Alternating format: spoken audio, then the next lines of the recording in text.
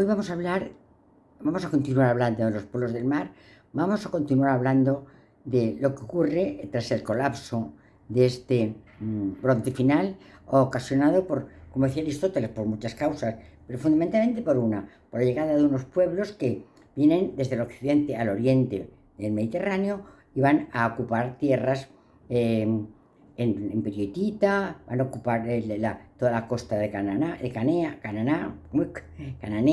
van a ocupar también Micenas, van a ocupar Chipre, van a ocupar Creta, van a ocupar el imperio asirio, medio asirio, y muchos de ellos van a ser destruidos, como decíamos el otro día. Otros de ellos van a cambiar porque van a haber una juxtaposición cultural entre lo que viene y lo que había, y otros de ellos van a renacer con mucho más fuerza que anteriormente tenían. Bueno, pues vamos a poder empezar a hablar de ellos y hablaremos de fuentes que son exclusivamente fuentes egipcias. Son los que únicamente escriben y son los que únicamente los frenan. Y entonces van a dar noticias de su llegada. Y además de las fuentes vamos a encontrar sus distintas identidades. Esto es muy importante, son los pueblos del mar. Los pueblos, distintos pueblos con distintas etnias, con distintas procedencias, con distinta manera de vivir, de distintos pueblos, como ahora llegan distintos pueblos a Europa, o como ahora llegan distintos pueblos a Estados Unidos, a buscar ¿qué? A buscar pues lugar donde encuentren trabajo, donde encuentren futuro para su familia, donde encuentren lugar donde sobrevivir. Bueno, pues aquí tenemos los pueblos del mar que llegan desde, hemos dicho, Etruria, desde Cerdeña, vienen desde el occidente del Mediterráneo, vienen los dorios desde Grecia, los tracios, vienen también los pueblos del Mar Negro y van a producir, ¿veis?, la destrucción de Chipre, de Creta, de Chipre, de Ugarit, del imperio hitita, que nunca va a resurgir, del imperio medio asirio, y van a atacar, ya digo, a los egipcios. Tenemos las fuentes que proceden de los egipcios, y estos pueblos del mar es la dominación con la que se conocen a un grupo de pueblos que al final del bronce, hacia el 1200-300, llegaron desde la parte occidental al oriental del Mediterráneo. Van a atacar la dinastía 18 y la dinastía 19, es decir, las dos primeras dinastías del Imperio Nuevo. La 18 y luego la 19, que es la dinastía ramésida. Bueno, pues según Robert Lewis, es un periodo de unos 40 o 50 años, en los cuales entre el siglo XIII y el siglo XII, perdón, en que casi todas las ciudades que se encuentran en esta zona del Mediterráneo oriental van a quedar destruidas o ocupadas por estos nuevos habitantes. Bueno, pues a esto se llama el colapso del bronce final. Es una edad oscura y, según Lewis, es mucho peor que la caída del Imperio Romano de Occidente. Es decir, que van a ser unos años muy tremendos y van a tener unas consecuencias de muy larga duración. Bueno, Gastón Maspero, el gran egiptólogo, va a ser más optimista y va a hablar de una mezcla de culturas. Le va a decir que van a aparecer unos pueblos nuevos que van a tener consigo la cultura antigua de los pueblos mencionados en la historia y en las leyendas griegas, y una nueva cultura que traerán de los lugares de donde procedan. Es decir, que va a nacer una nueva forma de vida. Bueno, ¿cuál es la diferencia entre los pueblos del mar y los fenicios? Fijar bien, los pueblos del mar vienen de occidente a oriente y vienen a quedarse, vienen a tomar territorios para poder establecer allí a sus familias, vienen a quedarse y a vivir en estos pueblos. Los fenicios salen al contrario, del oriente hacia occidente, y van a establecer tan solo, sus fines van a ser mercantiles, van a establecer factorías y colonias. Nunca en los fenicios va a haber un afán de conquista, porque ellos, sus tierras son las ciudades de Biblos, Sidón y Tiro. Ellos se consideran ciudadanos de Biblos, de Sidón o de Tiro, y lo que quieren es comerciar con el resto de los pueblos del Mediterráneo. Bueno, lo que sí que se puede confirmar es que la llegada de los pueblos del mar, ya le hemos dicho y lo reiteramos, produce una destrucción de las tierras de los sirios, de los cananeos, y acabaron con el imperio hitita. Hemos dicho que los egipcios los frenan, fundamentalmente los va a frenar Ramsés III, y así nos lo cuenta en su gran templo mortuorio de Medinet Abu. Este es el templo de Medinet Abu, donde En la cara frontal y en la cara norte se relata la historia de estos distintos pueblos del mar. Bueno, pues Ramsés los venció, pero los venció pero a costa de ¿qué? De perder grandes territorios. Perdió toda la costa sirio-libanesa y quedó reducido su territorio a lo que fue el delta. Aquí vemos lo que tenía antes de que llegaran los pueblos del mar, es decir, Egipto. Egipto subía y llegaba hasta Cadés. Incluso en tiempos superó la zona de Cadés. Pues cuando llegaron los pueblos del mar, Egipto perdió todo lo que es esto, el canal de Horus, lo que es hoy la costa de Gaza, lo que es hoy la tierra de Jordania y de Siria. Esto lo pierde con la llegada de los pueblos del mar. Queda reducido a esto, cambiando la capital desde Tebas a Pi-Ramsés. Aunque los faraones ramésidas de la dinastía 19 van a vivir en el delta, van a ser enterrados en el Valle de los Reyes, que se encuentra en la ciudad de Tebas. Es decir, que no van a perder ni su residencia, ni su muerte, ni sus templos. El templo de Luxor y el templo de Karnak, que los van a embellecer a lo largo de todas sus vidas.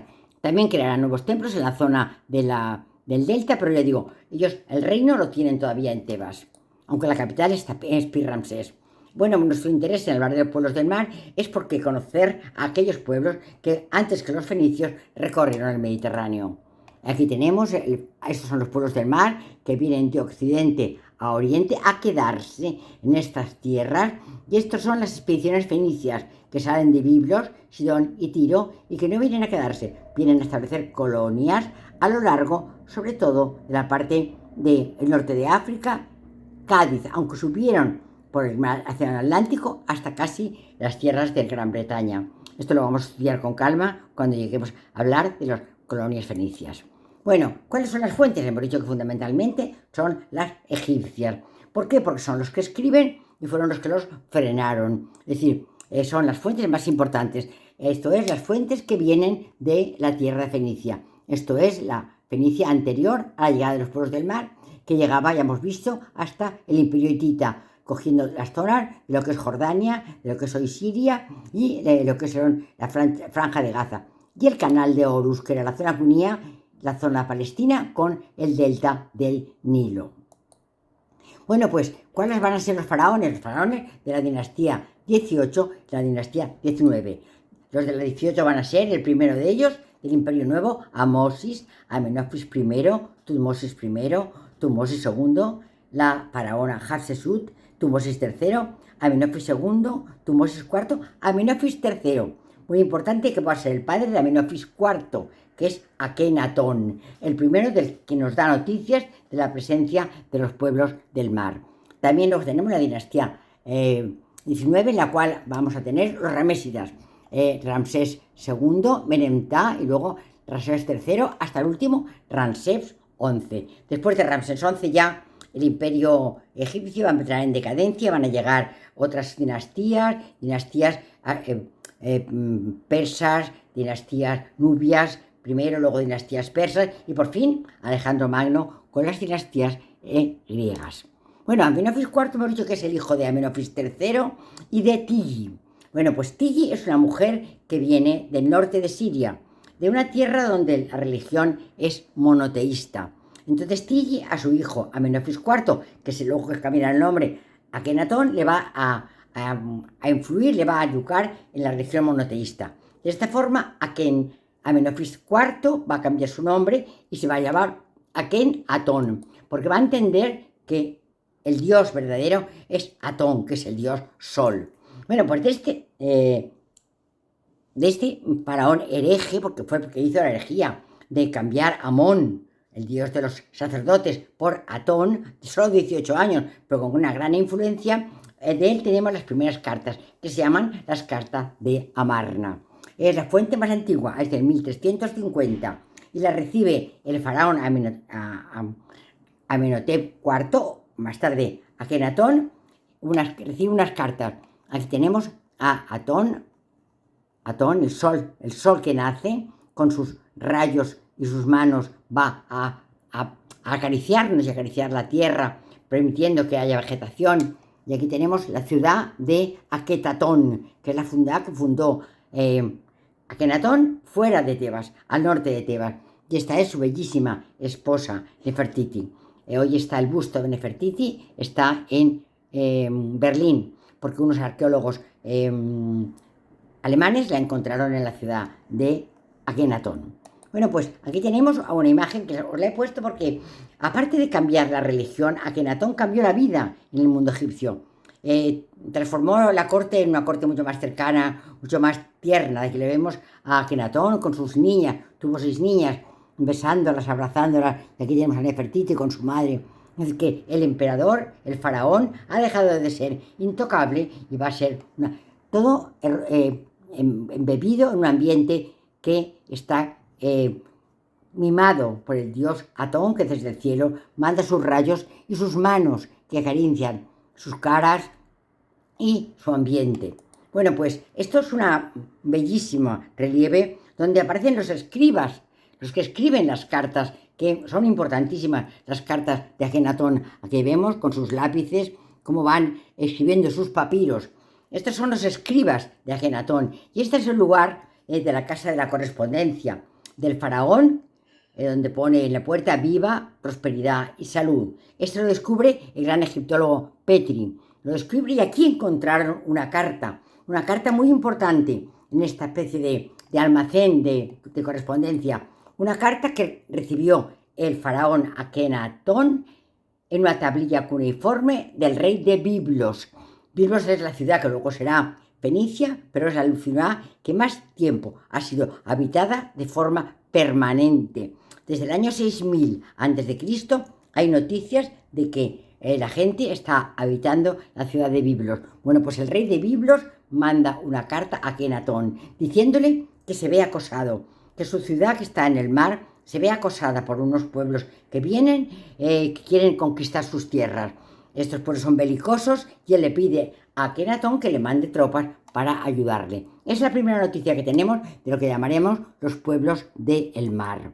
Aquí está la tablilla en que le cuentan a Akenatón la llegada de estos pueblos del mar a la ciudad de Biblos. Aquí tenemos a Akenatón, y esta es la ciudad de Aketatón que fundó Akenatón al norte de Tebas.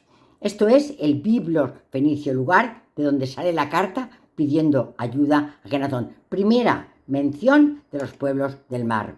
La segunda mención pasaría en tiempos de Ramsés II, donde en su poema, en el poema Pentaur. El poema Pentaur lo escribe su escriba al dictado de Ramsés II.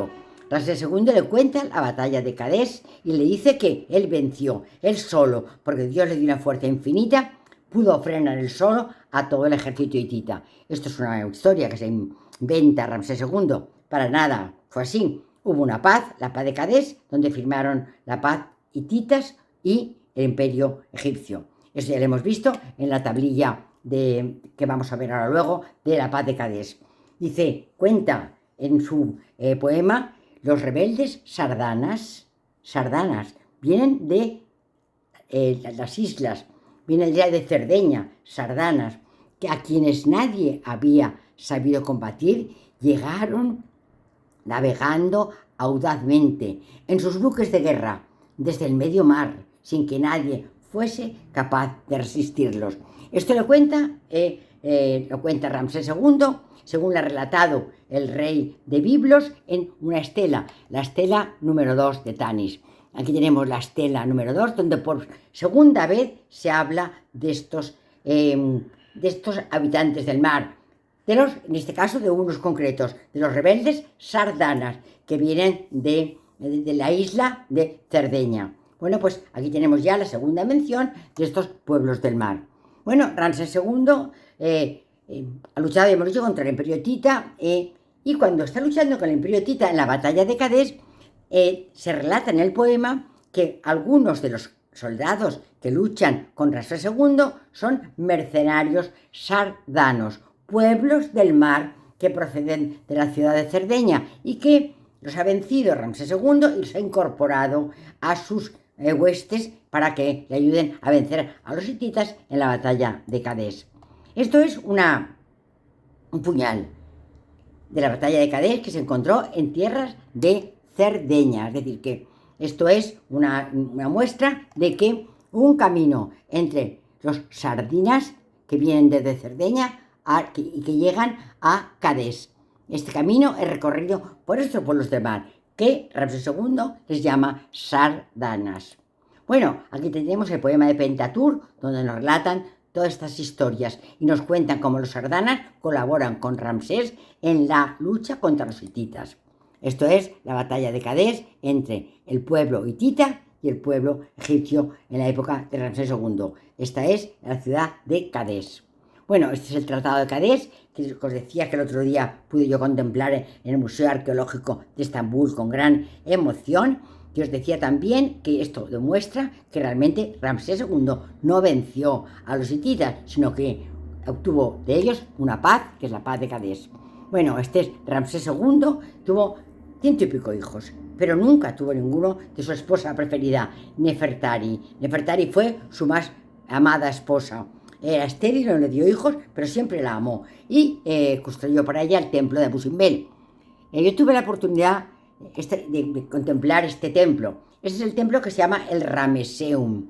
¿Estos templos cuáles son? Los faraones construyeron un templo en su lugar de muerte, en este caso en el Valle de los Reyes, para que se hagan ellos la momificación. Pero luego van a construir un templo en el borde del Nilo, en el borde oriental, por donde se pone el sol, porque es el borde de la muerte. Y allí estarán presentes millones de años, porque el faraón al morir es deificado. Y entonces, como Dios, creará un templo en los bordes del Nilo, y en este caso se llamarán siempre los templos del millón de años, y en este caso se llamará Rameseum, que es el templo del millón de años de Ramsés II. Bueno, y esta es una tumba, una de las cosas más bellas que yo vi en Egipto. Es la tumba KV66, King Valle de las Reinas. Es la tumba de Nefertari, la esposa de Ramsés II. Esto es Nefertari esperando a ser juzgada, jugando a una especie de senet. Es una especie de juego que recuerda o bien las damas o bien sí, yo creo que más bien las damas, porque sí, jugando a las damas esperando que llegue su momento para ser juzgada. Bueno, pues aquí la tenemos sentada, con su abanico, con su belleza, con su nombre. Esto es su cartoon, el cartouche, donde viene el nombre de Nefertari. Y vamos a pasearnos por la tumba, y aquí vemos al dios Amón, aquí vemos al dios Horus, aquí vemos a la diosa Isis, aquí vemos a la diosa Osiris, aquí vemos al dios Osiris, el muerto, perdón, al faraón que está haciendo con su mesa de ofrendas, el faraón del Alto y el Bajo Egipto, haciendo ofrendas al dios.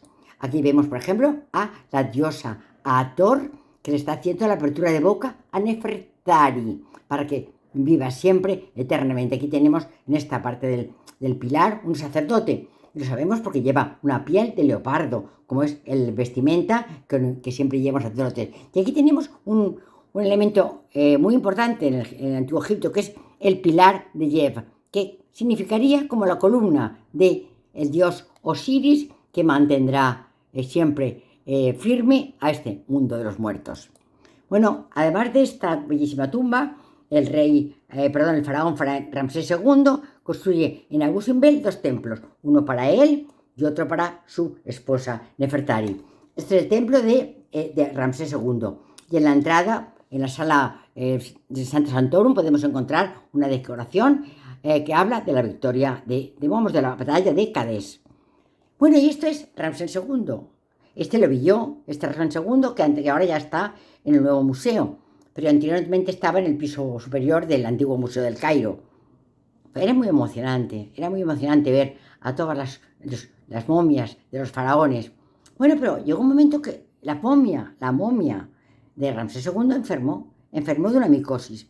Entonces una gran preocupación ocupó a las gentes de Egipto, y entonces decidieron llevarla a un lugar donde curaran a la momia de su micosis. ¿Cuál era el mejor lugar? El Instituto Pasteur, que estaba en la ciudad de París. Bueno, pues trasladaron la momia en un avión real hasta París. Y cuando el piloto llegó a la Plaza de la Concordia y vio la representación de Egipto con su avión, dio una vuelta alrededor de él hasta llevarlo luego al aeropuerto. Al llegar al aeropuerto, el presidente de la República Francesa le estaba esperando. Cuando bajó la momia de Ramsés II, se tocó el himno de Egipto y además la marsellesa, porque se le recibió con los honores de un gran mandatario. Era el faraón Ramsés II, quizá uno de los más importantes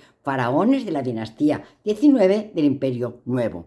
Después de dar la vuelta a la Plaza de la Concordia, lo llevaron al Instituto Pasteur. Y en el Instituto Pasteur le introdujeron en una cámara hiperbárica, que de esta manera podían oxigenarse la momia, y al oxigenarse el hongo que lo había infectado murió. De esta manera la momia de Ramsés II sanó y pudo volver, y hoy se encuentra sana en el nuevo Museo de las Momias de Egipto, del Cairo. Bueno, el siguiente, hemos dicho dos noticias. Tenemos la primera noticia de todas, fue de Akenatón. La segunda noticia fue la de Ramsés II en la batalla de Cadés y en la descripción que él hace de los sardanas. La tercera fue del faraón Merentá, que es el hijo de Ramsés II, uno de los hijos, el que le heredó. Y él también habla de países extranjeros, de países del mar. Y esto está inscrito en el templo de Karnak, en una de las columnas, y también en la estela de Merentá, que se encuentra hoy en el Museo del Cairo. Aquí tenemos la sala hipóstila del templo de Karnak, y allí una descripción en la que habla de la llegada de los pueblos del mar en la época de Merentá. Y aquí tenemos la estela de Merentá, donde también nos explica que unos pueblos que han llegado desde el mar están intentando invadir el delta de Egipto. Son frenados por el faraón Merentá, pero hace referencia de ellos en esta estela que se encuentra en el Museo del Cairo.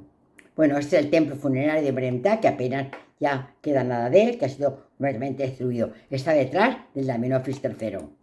Bueno, y esta es en el Valle de los Reyes, la tumba de Ramsés III. Ramsés III tiene una bellísima tumba que se puede visitar, y aquí vemos a Ramsés haciendo ofrendas al dios Osiris, con la cara negra porque es el dios de la noche. Tiene un gran gorro en el que aparecen dos alitas. Las alitas son sus hermanas, Isis y Neftis. Eran 4 hermanos: Osiris, Set, Isis y Neftis. Set era el malo, que se casó con Neftis y mató a su hermano Osiris. Lo que pasa es que su esposa Isis lo volvió a encontrar, lo troceó y lo tiró por el Nilo, pero Isis lo volvió a encontrar. Y aquí lo vemos haciendo su ofrenda. Aquí lo vemos mejor a el faraón con el buitre y la cobra, con la mesa de las ofrendas, haciendo sus ofrendas. Aquí le vemos también igual, y aquí enfrente lo que ya he descrito, el faraón Ramsés III, su mesa de ofrendas, el dios Osiris con su gorrito y las 2 alitas, con su cara oscura verde, porque es el dios de la muerte, recibiendo las ofrendas de Ramsés III para que le sea favorable en el juicio de la diosa Maat. En este juicio se pesará el corazón de Ramsés y la pluma de la diosa Maat. Si el corazón pesa más, entonces se considerará que Ramsés ha tenido una vida no adecuada y no atravesará el Nilo nocturno, irá otra vez a los cielos eternamente. No fue así, su corazón pesaba menos que la pluma y sí que pudo llegar al mundo eterno y ser siempre ya otro dios junto con los dioses de los egipcios. Bueno, este es el templo de Medina Tabú, donde decimos que va a contarnos por tercera episodio. Primero era Akenatón, después Merentá, tercero Ramsés III. Va a hablar tanto en la cara frontal como en la cara norte de la batalla de los pueblos del mar. Aquí tenemos la batalla del delta entre Ramsés III en el año 1178 a.C. Este es el delta donde llegaron los pueblos del mar y los mantuvo firmes Ramsés. Y aquí nos lo cuenta. Y fijaros bien una cosa, aquí lo vamos a ver en en la cara norte, donde aparecen unos soldados que llevan un sombrero de plumas. Luego aparecen otros soldados que llevan un gorrito cerrado. Es decir, que son dos etnias diferentes, son dos distintas etnias. Por eso decimos los pueblos del mar. Lo vamos a ver mejor aquí, luego lo veremos en un calco. Son varios tipos de personas porque llevan varios tipos de armas y varios tipos de atuendos. Es decir, llevan también unos carros más pesados que los carros de los egipcios. Estos carros llevan una auriga, pero llevan 3 acompañantes. Aquí vemos un calco donde se ven perfectamente unos soldados con un sombrero de penachos. Aquí vemos otros con unos casco con 2 cuernecitos. Aquí vemos otro con una especie de gorrito. Son 3 con 2 plumas. Son pueblos diferentes, de lugares distintos. Es decir, que los pueblos del mar los conforman distintos pueblos. Hemos hablado de los sardanas, pero hablaremos de otros más. Aquí vemos a los que luego llamaremos filisteos, o decir, peletes, que serán los filisteos, que llevarán un gorro con esta especie de plumaje. Bueno, pues también aparecen grandes carromatos. Grandes carromatos cargados ¿de qué? De mujeres y de niños, como vienen ahora pateras, que traen mujeres embarazadas y niños pequeños, porque realmente no vienen a combatir, vienen a ocupar un espacio, porque su espacio, el lugar de donde proceden, no hay medios para vivir. Son grandes carretas tiradas por 3 bueyes y mujeres y niños que suben en ellas. Vienen a colonizar nuevas tierras, vienen a buscar nuevos espacios para vivir. Aquí tenemos a Ramsés, como está luchando contra los pueblos del mar. Esta es la cara norte del templo de Medinet Abu. Esto es un calco de esta cara norte. Vemos a Ramsés como está luchando contra los pueblos del mar. Bueno, pues en la cara principal vemos a Ramsés que lleva una bolsa en su mano, y en esta bolsa están metidos los prisioneros que ha cogido de los pueblos del mar. Prisioneros que luego serán incorporados a sus huestes. Esta es la cara frontal y la anterior era la cara norte. Bueno, pues también encontramos una referencia a los pueblos del mar en los obeliscos del templo de Biblos. Aquí aparecen también diferentes grupos étnicos. Es importante que esto no lo olvidemos. Los pueblos del mar están conformados por distintos pueblos. Bueno, este es el templo de los obeliscos, donde hay referencia a las distintas etnias que conforman los pueblos del mar. ¿Cuáles son esos pueblos del mar? Pues ahora ya podemos hablar de ellos. Los Güeses, los Tieker, los Serden, los Sekelen, los Luca, los Peleser, que serán los filisteos. No lo tienen que recordar. Para nada lo tienen que recordar. Tienen el vídeo, que cuando quieran lo pueden ver. No tienen que recordarlo. Pero sí que tienen que saber que hasta 6 distintos pueblos van a llegar con los pueblos del mar. Es decir, Güeses, Tieker, Serden, Sekelés, los quinto, los Luca, y los sextos, perdón el error, los Peleset, que serán los filisteos. Bueno, ha sido un enigma, porque realmente había muy pocas fuentes para poder hablar de ellos, y son fuentes arqueológicas en su mayoría, de registros de las civilizaciones antiguas. Pero aunque son poco conocidos, tenemos pocas fuentes, desempeñan un grandísimo, ya lo hemos dicho muchas veces, un grandísimo papel en el colapso del bronce final. Bueno, pues estos pueblos del mar van a llegar a Fenicia, y en Fenicia no van a destruirla, sino que se van a mezclar con los pueblos que allí hay y formarán una nueva cultura. Es decir, aquí las culturas se fundieron. ¿Quién son los Güeses? Los Güeses son los que vienen de la Campania. Vienen de la Puglia y de la Campania, que es la zona de la bota de Italia. La zona sur, esto es la Puglia, esto es la Campania, esto es la Basilicata, la zona con menos mar. De Puglia y de Campania vienen unos pueblos del mar, que se llamarán los Güeses. ¿Veis? La Campania y la Basilicata. Vienen de aquí estos pueblos. Luego vendrán los Tieker, que también vendrán de Italia, de la zona que hay entre el Arno, río de Florencia, y el Tíber, río de Roma. Bueno, esta zona entre Florencia y Roma, la tierra etrusca, también mandará sus pueblos del mar, que se llamarán, en este caso, los Tieker. Es decir, los Tieker serán los que vienen de los etruscos, pueblos etruscos.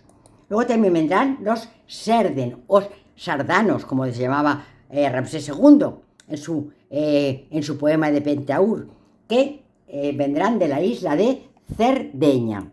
Aquí tenemos la Cerdeña, que mandará a sus pueblos del mar a ocupar los territorios del Medio y del Próximo Oriente. Bueno, pues aquí llegarán hasta Cadés, y esto es lo que nos manda a hablar de ellos. Nos dice que un pueblo del mar llamado Sardanas van a ayudarme como mercenarios en la batalla de Cadés. Otro pueblo serán los que vienen de las islas del Egeo, pasando por Creta, que son los sequelés. Los sequelés vendrán de la parte de Micenas, pasando por Creta, serán los pueblos llamados sequelés. Bueno, pues estos vienen a pasar por Creta. Luego vendrán los Luca, que son pueblos que vienen del sur de la Anatolia, del sur de Turquía. Serán unos pueblos que estarán sometidos siempre a los hititas. Vamos a verlos, es decir, que las tierras de Luca hoy son las tierras de Licia y son la región sur de Asia Menor ocupada por los hititas. Aquí tenemos, esto es lo que hoy es Turquía, lo que antes era Anatolia, lo que era la tierra de los hititas, y aquí en el sur de Licia también saldrán unos pueblos que vendrán a colonizar las tierras del cercano y mediano oriente, como invasores pacíficos.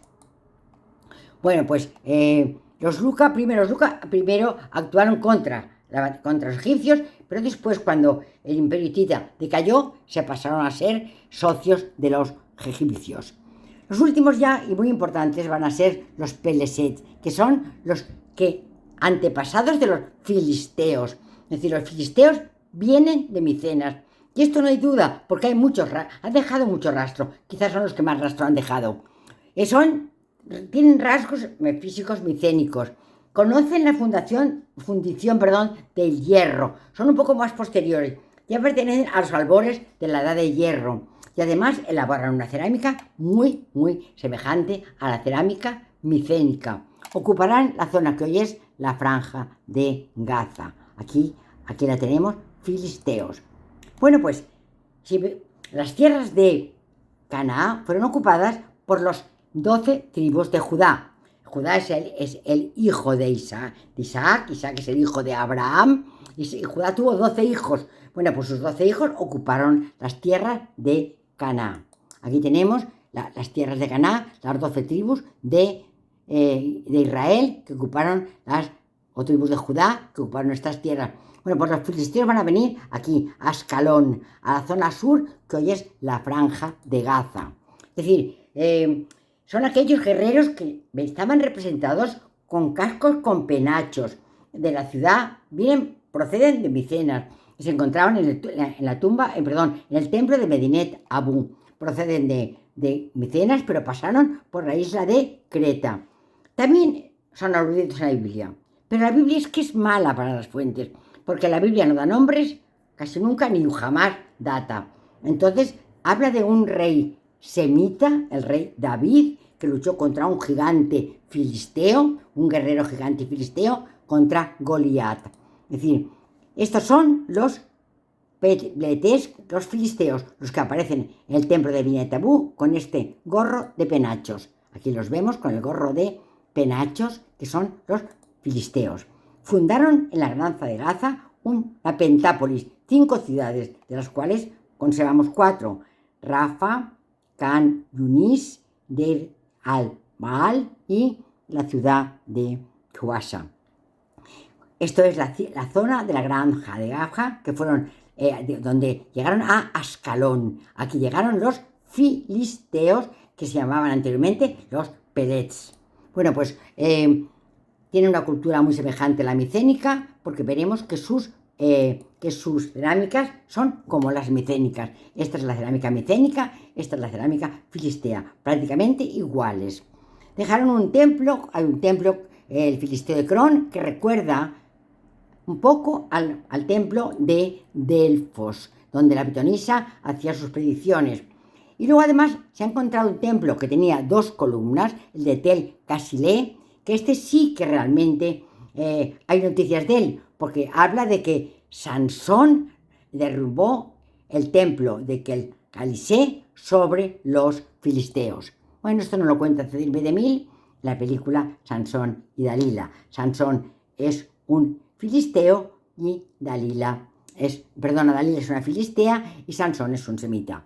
Aquí tenemos Sansón y Dalila, el templo de los filisteos que va a ser destruido. Bueno, pues lo que sí que es cierto, no la película de Cecil B. DeMille, que esto se puede... Bueno, a mí me gustan estas películas, pero el DNA de estos grupos étnicos se ha visto que son como los de las gentes incircuncisas, es decir, como los de las gentes que no han sido sometidas a circuncisión, de gente que no es semita, de gente que viene de Micenas, de gente que es PLT, que será luego filistea, pero no semita. Lo que pasa es que se unen tanto con ellos que crean una cultura mezclada. Es decir, también hay otra recuerdo a ellos en el libro de Samuel, que habla del gigante Goliat, que se enfrentó se desafió a las fuerzas filisteas y se enfrentó al pequeño David. Aquí tenemos a David, el rey semita, que venció al gigante filisteo. Es decir, que el campeón filisteo Gat provocó a las fuerzas de Israel y el pequeño rey semita David consiguió vencer a Goliat. Este es el cuadro maravilloso ya lo diré, el cuadro mira que no me sale el nombre, del pintor Caravaggio. Es que lo amo, Caravaggio. No sé, es que a veces se me cruzan los cables ya, Y bueno, pues de Caravaggio, maravilloso cuadro de Caravaggio. Y aquí tenemos una alusión bíblica de David contra Goliat. Y este es el lugar donde seguramente se dio esta batalla entre David y Goliat. Bueno, pues los filisteos adoptaron la cultura y la lengua cananea, aunque quedan alguna palabra de origen micénico en su lenguaje. Bueno, pues destacan por su cabello, pues ya hemos dicho que por su gorro de penachos, y aquí los vemos en este saco, conquistados por el faraón Ramsés III. Sus penachos, Ramsés III. ¿Hasta cuándo estuvieron por el mar los hombres del mar? Hasta el año 1075. Hay una historia, la historia de Unamón, que así lo cuenta. Unamón fue enviado por el último rey de la dinastía 19, Ramsés XI, a coger al Líbano a coger los cedros del Líbano. Llegó con unos presentes para el rey del Líbano, pero fueron robados por los hombres del mar estos presentes. Él llegó allí y dijo: no tengo presentes, no me darán los cedros, pero se sentó a esperar hasta que el rey se enterara de que le habían robado y le mandara nuevos presentes. Así fue, y entonces le trajo los presentes y él pudo cargar en sus barcos las cedros del Líbano. Pero cuando iba hacia su tierra, un grupo de hombres del mar le persiguió. ¿Hasta dónde? Le persiguió hasta la ciudad de Chipre, donde la reina de Chipre le recibió. Le dije: Unamón, tranquilo, Unamón. Y aquí se acabó la tablilla que nos contaba la historia de Unamón, pero que sí que hemos conservado la tablilla hasta este momento, que es esta especie, mejor no tablilla, sino este papiro, el papiro Pushkin, donde nos cuentan la historia de Unamón hasta este momento. Así que Unamón sí salió del Líbano, camino de Egipto, y fue perseguido otra vez en el año 1000, ya en el siglo XI, en el año 1075, por los hombres del mar. Entonces, con la historia de Unamón, me despido de ustedes hasta el próximo día. Bueno, pues sobre este tema ya hemos dicho que hay gente que piensa que destruyeron todas las culturas, otros que piensan que se mezclaron con ellas, y otros más optimistas que piensan que de esta mezcla, como pasó por ejemplo en Micenas, surgirá una cultura mucho más importante, que será la cultura griega. Lo que no quiero que recuerden que son distintos hombres de distintas procedencias y de distintas etnias, y que su afán al llegar no es el de matar ni el de conquistar, sino que es el afán de quedarse. ¿De quedarse para qué? Para poder vivir exactamente igual que nuestros migrantes de la actualidad. que llegan de lugares donde la vida no les es propicia. Muchas gracias y hasta el próximo día.